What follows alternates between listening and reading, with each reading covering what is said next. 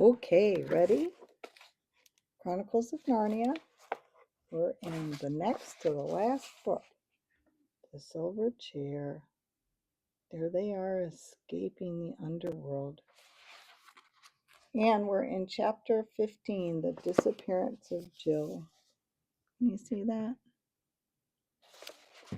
Okay, so they have escaped.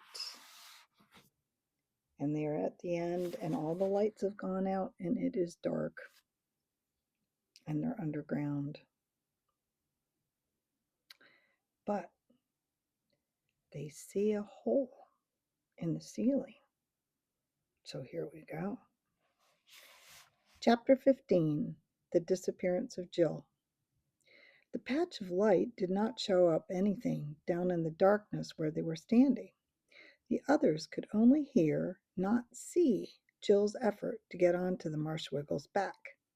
That is, they heard him saying, "You needn't put your finger in my eye," and "not your foot in my mouth either," and "that's more like it," and "now I'll hold on to your legs. That'll leave your arms free to steady yourself against the earth."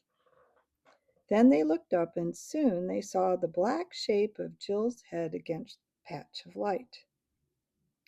"Well?" they all shouted up anxiously. "It's a hole," called Jill's voice. "I could get through if I were a little bit higher." "What do you see through it?" asked Eustace. "Nothing much yet," said Jill. "I say, Puddleglum, let go my legs so that I can stand on your shoulders instead of sitting on them. I can steady myself all right against the edge." They could hear her moving, and then much more of her came into sight against the grayness of the opening. In fact, all of her down to the waist. "I say," began Jill, but suddenly broke off with a cry. Not a sharp cry. It sounded more as if her mouth had been muffled up or had something pushed into it. After that she found her voice and seemed to be shouting out as loud as she could, but they couldn't hear her words. Two things then happened at the same moment. The patch of light was completely blocked up for a second or so, and they heard both a scuffling, a struggling sound, and the voice of the Marshwiggle gasping, "Help! Quick! Hold on to her legs! Someone's pulling her! There! No, here! Too late!" The opening and the cold light which filled it were now perfectly clear again. Jill had vanished. "Jill! Jill!" they shouted frantically, but there was no answer. "Why the dickens couldn't you have held her feet?" said Eustace. "I don't know, Scrub," groaned Puddleglum. "Born to be a misfit, I shouldn't wonder. Fated to be Pole's death, just as I was fated to eat Talking Stag at Harfang. Not that it isn't my own fault as well, of course." "This is the greatest shame and sorrow that could have fallen on us," said the prince. "We have sent a brave lady into the hands of enemies and stayed behind in safety." "Don't paint it too black, sir," said Puddleglum. "We're not very safe except for death by starvation in this hole." "I wonder, am I small enough to get through where Jill did?" said Eustace. What had really happened to Jill was this. As soon as she got her head out of the hole, she found that she was looking down as if from an upstairs window, not up as if through a trap door. She had been so long in the dark that her eyes couldn't at first take in what they were seeing, except that she was not looking at the daylight, sunny world that she so wanted to see. The air seemed deadly cold, and the light was pale and blue. There was also a good deal of noise going on and a lot of white objects flying about in the air. It was at that moment that she had shouted down to Puddleglum to let her stand on his shoulders. When she had done this, she could see and hear a good deal better. The noises she had been hearing turned out to be of two kinds: the rhythmical thump of several feet, and the music of 4 fiddles, 3 flutes, and a drum. She also got her own position clear. She was looking out of a hole in a steep bank which sloped down and reached the level about 14 feet below her. Everything was very white. A lot of people were moving about. Then she gasped. The people were trim little fauns and dryads with leaf-crowned hair floating behind them. For a second, they looked as they were moving anyhow, and then she saw they were really doing a dance. A dance with so many complicated steps and figures that it took you some time to understand it. Then it came over her like a thunderclap that the pale blue light was really moonlight and the white stuff on the ground was really snow. And of course, there were the stars staring in a black frosty sky overhead, and the tall black things behind the dancers were trees. They had not only got out into the upper world at last, but had come out into the heart of Narnia. Jill felt she could have fainted with delight. And the music, the wild music, intensely sweet and yet just the least bit eerie too, and full of good magic, as the witch's thrumming had been full of bad magic. It made her feel it all the more. All this takes a long time to tell, but of course it took a very short time to see. Eustace turned almost at once to shout down to the others, "I say, it's all right, we're out, and we're home." But the reason she never got further than "I say" was this. Circling round and round the dancers was a ring of dwarfs, all dressed in their finest clothes, mostly scarlet, with fur-lined hoods and golden tassels and big furry top boots. As they circled round, they were all diligently throwing snowballs. Those were the white things that Jill had seen flying through the air. They weren't throwing them at the dancers, as silly boys might have been doing in England. They were throwing them through the dance in such a perfect time with the music and with such perfect aim that if all the dancers were in exactly the right places at exactly the right moments, no one would be hit. This is called the Great Snow Dance, and it is done every year in Narnia on the first moonlight night when there is snow on the ground. And of course, it is a kind of game as well as a dance, because every now and then some dancer will be the little bit wrong and get a snowball in the face, and then everyone laughs. But a good team of dancers, dwarves, and musicians will keep it up for hours without a single hit. On fine nights, when the cold and the drum taps and the hooting of the owls and the moonlight have gone into their wild woodland blood and make it even wilder, they will dance till daybreak. I wish you could see it for yourselves. What had stopped Jill when she got as far as "I say" was, of course, simply a fine big snowball that came sailing through the dance from a dwarf on the far side and got her fair and square in the mouth. She didn't in the least mind. 20 snowballs would have not damped her spirits at that moment. But however happy you are feeling, you can't talk with your mouth full of snow. And then, after considerable spluttering, she could speak again. She quite forgot in her excitement that the others, down in the dark behind her, still didn't know the good news. She simply leaned as far out of the hole as she could and yelled to the dancers, "Help! Help! We're buried in the hill! Come and dig us out!" The Narnians, who had not even noticed the little hole on the hillside, were of course very surprised, and looked about it in several wrong directions before they found out where the voice was coming from. But when they caught sight of Jill, they all came running toward her, and as many as could scrambled up the bank, and a dozen more hands were stretched out to help her. And Jill caught hold of them and thus got out of the hole and came slithering down the bank head first, then picked herself up and said, "Oh, do and dig the others out. There are 3 others beside the horses, and one of them is Prince Brilliant." She was already in the middle of the crowd when she said this, for besides the dancers were all sorts of people who had been watching the dance, and of whom she had not seen at first, came running up. Squirrels came out of the trees in showers, and so did owls. Hedgehogs came waddling as fast as their short legs would carry them. Bears and badgers followed at a slower pace. A great panther, twitching its tail in his excitement, was the last to join the party. But as soon as they understood what Jill was saying, they all became active. "Pick and shovel, boys! Pick and shovel! Off for your tools!" said the dwarves, and they dashed away into the woods at top speed. "Wake up some moles! They're the chaps for digging. They're quite as good as dwarfs," said a voice. What was it she said about Prince Brilliant?" said another. "Hush," said the panther. "The poor girl's crazed, and no wonder after being lost inside the hill. She doesn't know what she's saying."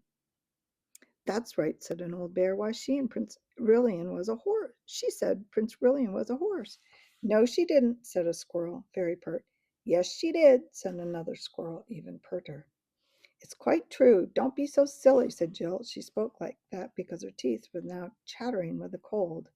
Immediately one of the dryads flung around her a furry coat which some dwarfs had dropped when he rushed to fetch his mining tools, and an obliging fawn trotted off among the trees to a place where Jill could see firelight in the mouth of a cave to get her a hot drink.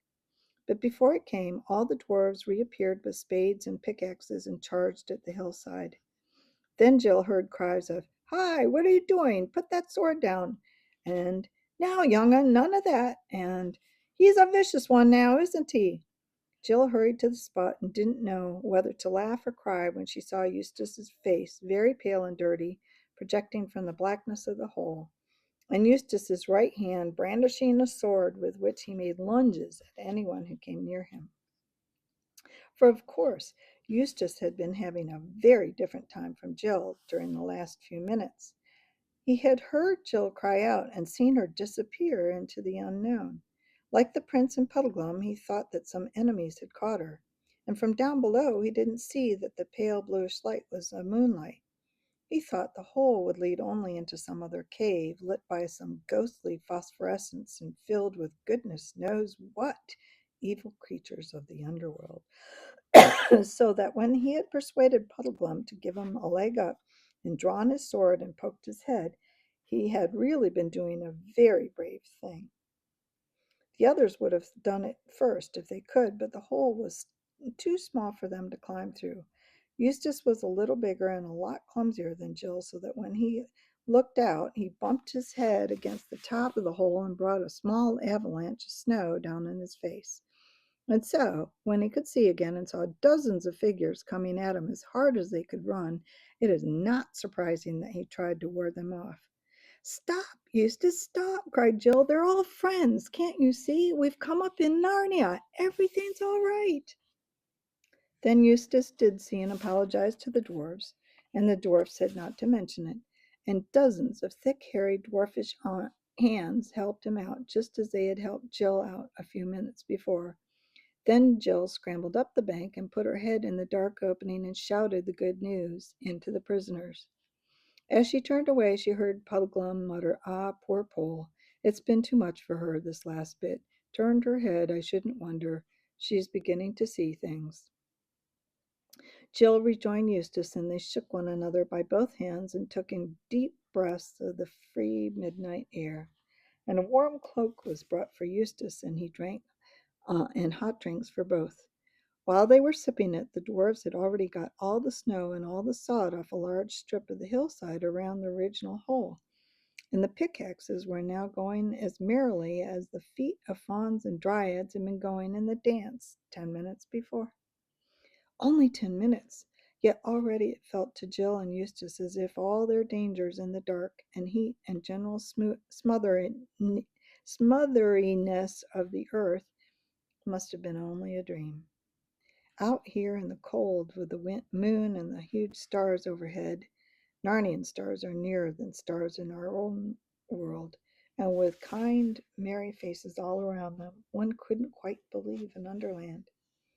Before they had finished their hot drinks, a dozen or so moles, newly waked and still very sleepy and not pleased, had arrived. But as soon as they understood what it was all about, they joined in with a will.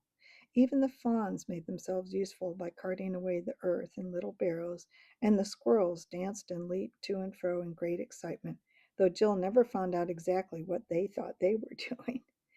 The bears and owls contented themselves with giving advice and kept on asking the children if they wouldn't like to come into the cave, which was where Jill had seen the firelight, and get warm and have supper. But the children couldn't bear to go without seeing their friends set free. No one in our world can work at a job of that sort as dwarves and talking moles work in Narnia, but then, of course, moles and dwarves don't look on it as work. They like digging. It was, therefore, not really long before they had opened a great black chasm in the hillside, and out from the blackness into the moonlight This would have been rather dreadful if one hadn't known who they were, came first. The long, leggy, steeple-hatted figure of the Marshwiggle, and then, leading two great horses, Rillian, the prince himself. As Puddleglum appeared, shouts broke. Cried, "Why, it's a Wiggle! Why, it's old Puddleglum from the eastern marshes! Whatever have you been doing, Puddleglum? There've been search parties out for you. The Lord Trumpkin has been putting up notices. There's a reward offered." But all this died away in one moment into dead silence, as quickly as the noise dies away in a rowdy dormitory if the headmaster opens the door. For now they saw the prince. No one doubted for a moment who he was. There were plenty of bears and dryads and dwarfs and fauns who remembered him from the days before his enchanting. There were some old ones who could just remember how his father, King Caspian, had looked when he was a young man and saw the likeness. But I think they would have known him anyway. Pale though he was from long imprisonment in the deep lands, dressed in a black, dusty, disheveled, and weary, there was something in his face and air that no one could mistake. That look is in the face of all true kings of Narnia, who rule by the will of Aslan and sit at Cair Paravel on the throne of Peter the High King. Instantly, every head was bared and every knee was bent. A moment later, such cheering and shouting, such jumps and reels of joy, such handshakings and kissings and embracings of everybody by everybody else broke out, that the tears came into Jill's eyes. Their quest had been worth all the pains that it had cost. "Please it, your highness," said the oldest of the dwarf, "there is some attempt at a supper in the cave yonder, prepared against the ending of the snow dance." "With a good will, father," said the prince, for never had any prince, knight, gentleman, or bear so good a stomach to his victuals as we four wanderers have tonight. The whole crowd began to move away through the trees toward the cave. Jill heard Puddleglum saying to those who pressed round him, "No, no, my story can wait. Nothing worth talking has happened to me. I want to hear the news. Don't try breaking it to me gently, for I'd rather have it all at once. Has the king been shipwrecked? Any forest fires? No wars on the Kellerman border? Or a few dragons, I shouldn't wonder." And all the creatures laughed aloud and said, "Isn't that just like a Marshwiggle?" The two children were nearly dropping with tiredness and hunger, but the warmth of the cave and the very sight of it, with the firelight dancing on the walls, and dressers and cups and saucers and plates, and on the smooth stone floor, just as it does in a farmhouse kitchen, revived them a little. All the same, they went fast asleep while dinner was being got ready. While supper was getting ready. And while they slept, Prince Rilian was talking over the whole adventure with older and wiser beasts and dwarfs.